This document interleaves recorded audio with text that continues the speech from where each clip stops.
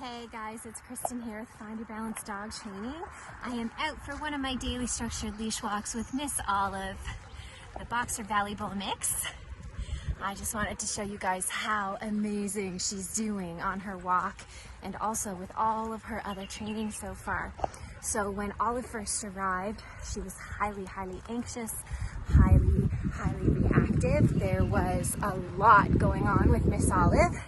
And in only a few short days, I've managed to take her from that really anxious, reactive, stressed out dog to a much softer, calmer, more comfortable dog who is just leaning into the leadership that I'm providing her, along with the structure, accountability, rules, boundaries, and discipline. So I wanted to explain a little bit about how I do this and also why it's so important. Dogs actually want is a leader who tells them what to do, who tells them what not to do. When we're providing leadership to our dogs, they're feeling safe, they're feeling taken care of, they're feeling protected. When we're not doing these things for our dogs, they get really stressed and worried and uncomfortable, anxious, reactive, because, you know, if nobody is giving them that leadership, if we were talking about humans, we would be calling it parenting. It's another interesting thing, because I chat with a lot of folks who tell me that they are just, you know, they're a good, firm, strict parent. There's consistency in the routine, there's rules, there's boundaries for the kids. But then when it comes to the dog, they're a big softie and let the dog walk all over them, and then the dog becomes anxious, reactive. So just like kids need that firm, structured parenting, dogs need firm, structured leadership, right? Even if they fight it at first. So using our child example, there's a lot of kids, like, you try to put a 2-year-old down for a nap and they fight it at first. They don't want to go, but as soon as they fall asleep and get some rest, they are so much more comfortable. They're no longer cranky. They're a lot more relaxed and happy.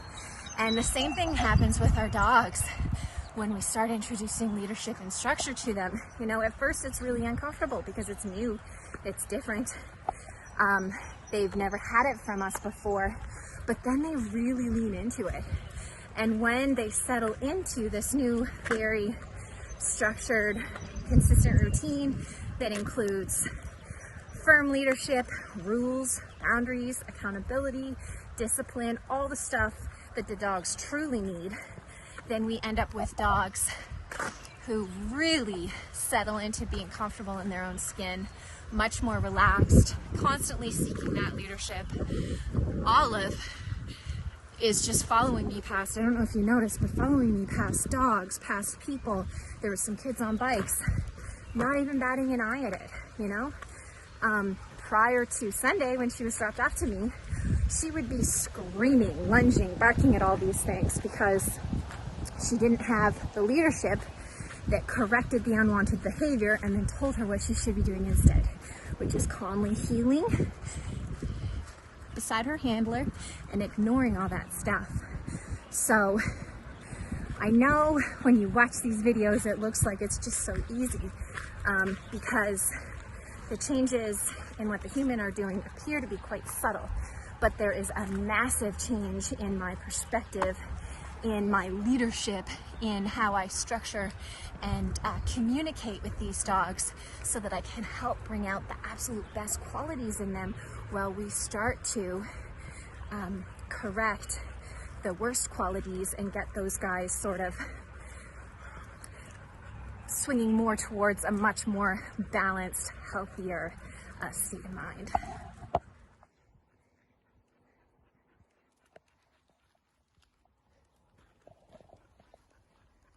I have no idea who this dog is or why he's just roaming the neighborhood like this, but